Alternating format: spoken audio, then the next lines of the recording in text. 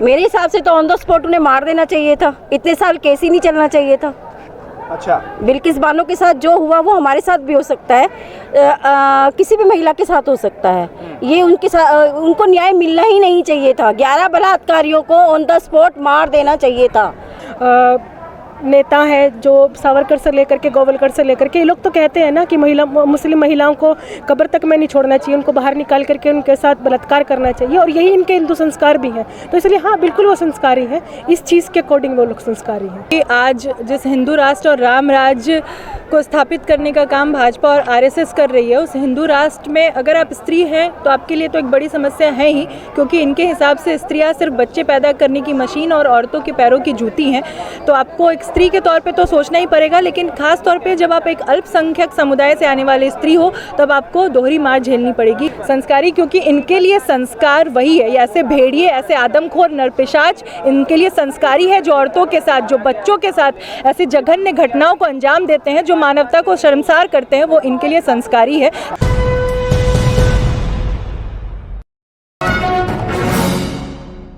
2002 में बिल्किस बानो के साथ जो कुछ हुआ, उसके बाद आपने देखा होगा कि एक लंबे समय तक इंसाफ की लड़ाई लड़ी गई, लेकिन जब इंसाफ के बहुत करीब बिल्किस बानो पहुंच चुकी तो उसके बाद एक ऐसा फैसला आता है, जिस दिन देश आज़ाद हुआ उस दिन एक ऐसा फैसला सामने आया कि जिसने इंसानी ज़मीर को और लोगों के दिलों को झंझोड़ कर रख दिया। और उसी झंझोड़ने के नतीजे में लोग सड़क पर उतरे, बिल्किस बानो के लिए आवाज़ें उठानी शुरू की। अब उसमें संगठनों की कैद नहीं रही, उसमें मजहबों की कैद नहीं रही। लोग बेसाख्ता सड़कों पर उतरने लगे और कहने लगे कि बिल्किस बानो को इंसाफ दिलाना है। आज ऐसा ही एक प्रदर्शन और ऐसी ही एक आवाज़ दिल्ली के जंतर मंतर पर उठ रही है। आप जानते हैं कि हम हर आवाज़ उठने वाली को कवर करते हैं जो इस मुद्दे पर और अनेकों मुद्दों पर हो रही है। आज महिलाएं बड़ी तादाद में हैं यहाँ, जिनसे इसी मुद्दे पर बातचीत करनी है। सबसे पहले आपसे जानना चाहते हैं कि बिल्किस बानो के साथ जो कुछ हुआ, आप एक महिला होने के नाते दोषियों को लेकर क्या कहना चाहते हैं? मेरे हिसाब से तो ऑन द स्पॉट उन्हें मार देना चाहिए था। इतने साल केस ही नहीं चलना चाहिए था। अच्छा, बिल्किस बानो के साथ जो हुआ वो हमारे साथ भी हो सकता है, किसी भी महिला के साथ हो सकता है। ये उनके साथ उनको न्याय मिलना ही नहीं चाहिए था। 11 बलात्कारियों को ऑन द स्पॉट मार देना चाहिए था। इतने साल क्यों केस चलाया? और वहाँ बैठी जिन्होंने कमेटी बनाई, वहाँ बैठी 2 महिलाएं इसको सपोर्ट कर रही हैं।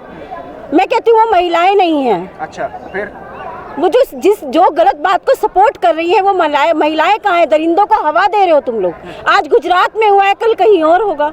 मैं एक चीज़ ये भी जानना चाह रहा हूँ कि जब उन लोग को रिहा किया गया तो ये कहा गया ये लोग संस्कारी हैं, ये लोग ब्राह्मण हैं, ऐसा क्यों कहा गया? हाँ, क्योंकि इन्हीं के जो सरगना है, इन संघियों के जो नेता है जो सावरकर से लेकर के गोवलकर से लेकर के, ये लोग तो कहते हैं ना कि मुस्लिम महिलाओं को कब्र तक में नहीं छोड़ना चाहिए, उनको बाहर निकाल करके उनके साथ बलात्कार करना चाहिए, और यही इनके हिंदू संस्कार भी हैं। तो इसलिए हाँ, बिल्कुल वो संस्कारी हैं, इस चीज़ के अकॉर्डिंग वो लोग संस्कारी हैं। हाँ, क्या ऐसा उनके साथ होना चाहिए? अब आप लोग क्या डिमांड कर रहे हैं? देखिए, जो 15 अगस्त को हुआ, जो अमृत महोत्सव पूरा देश मना रहा था 75 साल पूरे होने के, उसमें जो हुआ ये तो कतई नहीं होना चाहिए था कि 11 आरोपियों को रिहा कर दिया गया। वो पूछे बिल्किस बानो से जाकर के कि वो किस त्रासदी में उन्होंने अपने 20 साल गुजारे हैं। उनकी 3 साल की बेटी को पत्थर से पटक के मार दिया गया। और इसके अलावा भी जैसे हम लोग पूरा 2002 के पूरे दंगे उठा करके देखे तो जो गर्भवती महिलाएं थी उनके भ्रूण को त्रिशूल पे टांग करके जय श्री राम के नारे लगाए गए। ये संघियों के संस्कार हैं, और इन्हीं संस्कारों की दुहाई देते हुए इन लोगों ने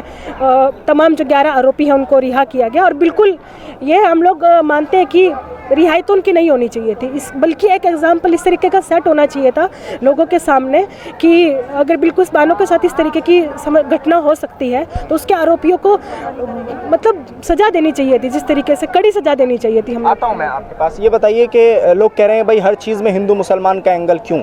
हर चीज़ में मुसलमान जो है वो विक्टिम कार्ड लेकर क्यों खड़े हो जाते हैं साहब? क्योंकि आज जिस हिंदू राष्ट्र और राम राज्य को स्थापित करने का काम भाजपा और आरएसएस कर रही है, उस हिंदू राष्ट्र में अगर आप स्त्री हैं तो आपके लिए तो एक बड़ी समस्या है ही, क्योंकि इनके हिसाब से स्त्रियां सिर्फ बच्चे पैदा करने की मशीन और औरतों के पैरों की जूती हैं। तो आपको एक स्त्री के तौर पे तो सोचना ही पड़ेगा, लेकिन खास तौर पे जब आप एक अल्पसंख्यक समुदाय से आने वाली स्त्री हो तब आपको दोहरी मार झेलनी पड़ेगी, क्योंकि ये लगातार ही इस देश में तमाम समस्याओं का ठीकरा जिन पे फोड़ रहे हैं वो आज देश का अल्पसंख्यक समुदाय समुदाय हैं। और खुद जाकर आप गोलवलकर से लेकर सावरकर तक के लिखे लेखों को पढ़िए, उसमें ये लिखते हैं कि रेप करना, बलात्कार करना शत्रुओं पे विजय पाने का एक हथियार है। रेप को ये लोग जस्टिफाई करते हैं, तो इससे ज़्यादा और की उम्मीद की नहीं जा सकती है। ये वो लोग बिल्कुल जो माइनॉरिटी कम्युनिटी है, जो अल्पसंख्यक है, वो इसको बिल्कुल तमाम चीज़ों, तमाम समस्याओं का जिम्मेदार ये उन लोगों पे ठहराते हैं, उन पे ये ठीकरा फोड़ते हैं। तो अच्छा, संस्कारी क्यों कहा गया? संस्कारी क्योंकि इनके लिए संस्कार वही है, ये ऐसे भेड़िए, ऐसे आदमखोर नरपिशाच इनके लिए संस्कारी है, जो औरतों के साथ, जो बच्चों के साथ ऐसे जघन्य घटनाओं को अंजाम देते हैं, जो मानवता को शर्मसार करते हैं, वो इनके लिए संस्कारी है, ताकि आने वाले दिनों में ये ऐसे दंगे को, ऐसे कत्लेआम को लगातार अंजाम दे सके।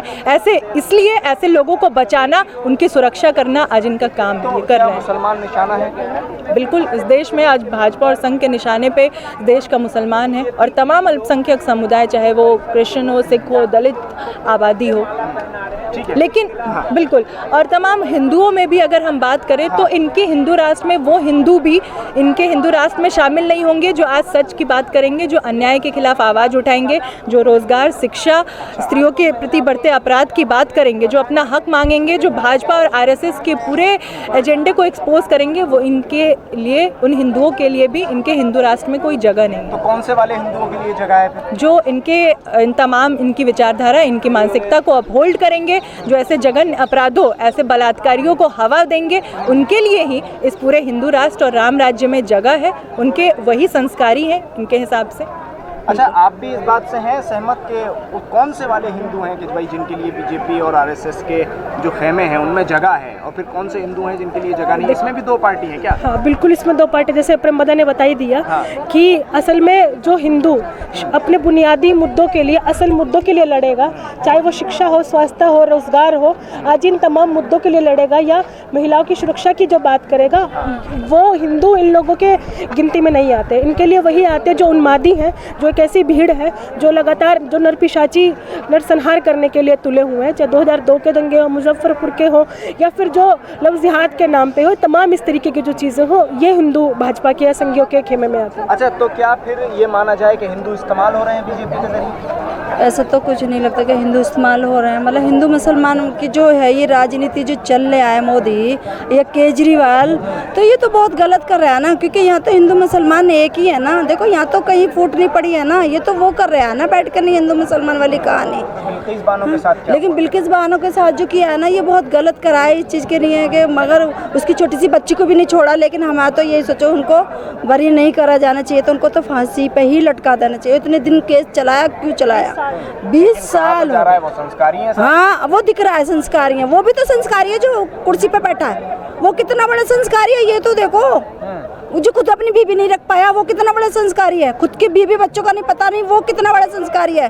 वो क्या जानेगा किसी की भावनाओं को, क्या जानेगा लेडीज की मान सम्मान क्या चीज़ है, जिसके घर में लेडीज का ही नहीं पता। हाँ, वो नारा ही रह गया उसका, खाली नारा रह गया उसका। हाँ, ये तो होना ही नहीं चाहिए ना, लेडीज का साथ तो बिल्कुल बेकार है। बीजेपी सरकार में नहीं, लेडीज के साथ तो कुछ नहीं मिल रहा, जूते मार के भगाना चाहिए। और देखिए, जैसे एक उदाहरण से पुष्टि भी की जा सकती है, हरियाणा में भी भाजपा ही सरकार है, और हरियाणा में भी बहुत दुहादड़े देते देते ये लोग आए थे। भाजपा सरकार, खट्टर सरकार पूरा आई थी कि बेटी बचाओ बेटी पढ़ाओ, बेटों को संरक्षण दो, नारी शक्ति। पर अभी एक चिराग योजना ये लोग लेकर के आए हैं। चिराग योजना के तहत मोदी सरकार ने काम किया है हरियाणा में, तमाम स्कूलों को बंद कर दिया गया है। स्कूलों में पढ़ने वाले कौन है? गरीब घरों के बच्चे, बेटे बेटियां हैं, और अब वही बेटियां अब बाहर जा कर के पढ़ेंगी, उनको शहर जाना होगा पढ़ने के लिए, है ना। तो हम लोग इस चीज़ से लगा सकते हैं लोग कौन सी बेटी बचाओ बेटी पढ़ाओ की बात कर रहे हैं, एक उदाहरण से स्पष्ट होता है बिल्कुल ज़्यादा। मैम, मैं आपसे भी यही चीज़ जानना चाह रहा हूँ कि जब छोड़ा गया तो एक बात कही गई कि भाई संस्कारी ब्राह्मण है, ये इस तरह का कुछ कर नहीं सकते, इसलिए इनकी सज़ा को ख़त्म किया जाए। मतलब इसमें ऐसा कुछ नहीं कर सकते हैं, जब साबित हुआ था तभी उन्हें सज़ा मिली थी। तो अब ये कुछ कर नहीं सकते हैं, और अब अगर उन्हें अच्छा आचरण उन्होंने दिखाया है, तो ये तो केंद्र सरकार को जानना चाहिए था कि उन्होंने जो 14 अपराधों का लिस्ट दिया था, उन अपराधों में गैंगरेप, रेप शामिल था। जब उन्होंने खुद ही बोल दिया ऐसे अपराधियों को रिहा नहीं किया जाना है, तो क्यों रिहा किया गया? वो चाहे कितने संस्कारी थे, क्या थे, नहीं थे, ये सब क्या बोला जाए, मतलब देश में जितने भी परिवार हैं वो अपने घरों में अपने बच्चों को तो ये संस्कार नहीं देते होंगे। क्या आपको लगता है कि इंसाफ बिल्किस बानो को मिलेगा दोबारा? ये तो संघर्ष इस देश की जनता को करना चाहिए, उसको वापस इंसाफ दिलाने के लिए। और नहीं भी तो हमें ये समझना होगा कि अब हमारे हाथ में ये है कि ये दोबारा ना हो।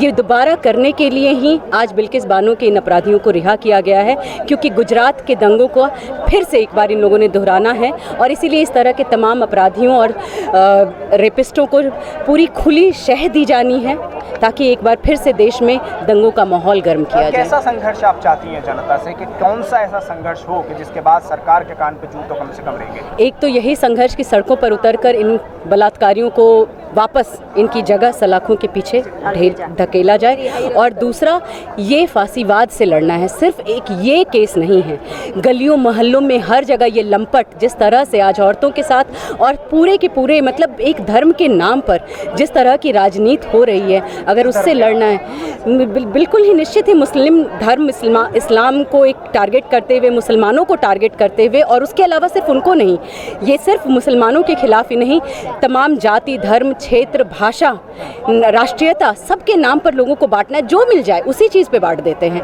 हम जाते हैं यहाँ बिहार के माइग्रेंट लेबर असम में जाते हैं तो उनको वहाँ पर लिंच किया जाता है, महाराष्ट्र में लिंच किया जाता है कि ये तो बिहार के है। बाहर का क्या भाई, देश का इंसान अपने देश में ही नहीं जा सकता है कहीं। तो इस तरह तबके को कहा जाता है कि भाई ये तो आतंकवादी है, तो ये तो इनकी राजनीति का हिस्सा है ना, वो तो आतंकवादी हो गए। आप सिर्फ मुस्लिम को मत बोलिए, हम जैसे लोग भी जब सड़कों पर उतरते हैं तो हमारे बन नक्सल हो जाते हैं। तो ये सिर्फ मुसलमानों नहीं, वो जो उसके खिलाफ सवाल उठाएगा वो आतंकवादी है। उसके अलावा उनको एक परमानेंट आतंकवादी चाहिए, तो वो परमानेंट आतंकवादी ऐसी आबादी को पकड़ते हैं जिसको आसानी से आप हमसे अलग दिखाया जा सके कि इनकी संस्कृति अलग है, इनकी भाषा अलग है, इनकी कल्चर अलग है, जो कि होता है सच नहीं है। एक देश में सब लोग मिलकर ही, देश के अलग अलग रंग मिलकर ही उसको कंप्लीट करते हैं, लेकिन हमें बांटा जाता है। तो आप लोग अपने संघर्ष को आगे बढ़ाएंगे? बिल्कुल, इस संघर्ष को आगे बढ़ाया जाएगा, और सिर्फ इसको नहीं, तमाम संघर्षों को आगे बढ़ाया। और सबसे बड़ा संघर्ष फांसीवाद के खिलाफ संघर्ष, उसको आगे बढ़ाने की ज़रूरत है, और वो जाके जुड़ता है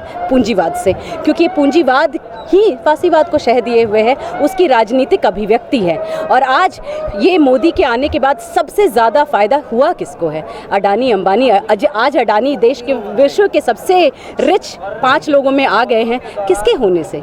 और आज सारे पब्लिक सेक्टर बिक रहे हैं औने पौने दामों में, बिजली पानी बिना खर्च के पूंजीपतियों को मिल रही है। ये असल चेहरा है देश का। जाने इस देश की आबादी कि किसको फ़ायदा हो रहा है, किसका खून पसीना निचोड़ा जा रहा है। इतने दिनों से आंगनवाड़ी की महिलाएं संघर्ष कर रही हैं अपने आप को परमानेंट करने के लिए, अपनी मानदेय को बढ़ाने के लिए। क्या हुआ? कुछ नहीं हो रहा है, बिल्कुल नहीं है। और क्या ये महिलाएं नहीं हैं जो जनवरी से लगातार अपने संघर्ष के लिए हर 10 दिन पे सड़कों पर उतरती हैं, धूप बारिश कुछ भी नहीं देखती हैं, और तब ये सत्ता के लोगों को ये महिलाएं नहीं दिखती हैं? कहाँ सम्मान है इन महिलाओं का? चलिए, शुक्रिया आप लोगों का बातचीत करने के लिए। तो हमारे साथ जो इस वक्त महिलाएं मौजूद थीं, उन्होंने साफ साफ तौर पर ये तो कह दिया है कि सड़क पर उतर कर लड़ाई लड़ी जाएगी, मजबूती से लड़ी जाएगी, और आज जिस संघर्ष की शुरुआत हुई है उस संघर्ष को लेकर आगे बढ़ेंगे। बिल्किस बानो के इंसाफ की ये लड़ाई सड़क से संसद तक और उसके साथ साथ सुप्रीम कोर्ट तक लगातार जारी है।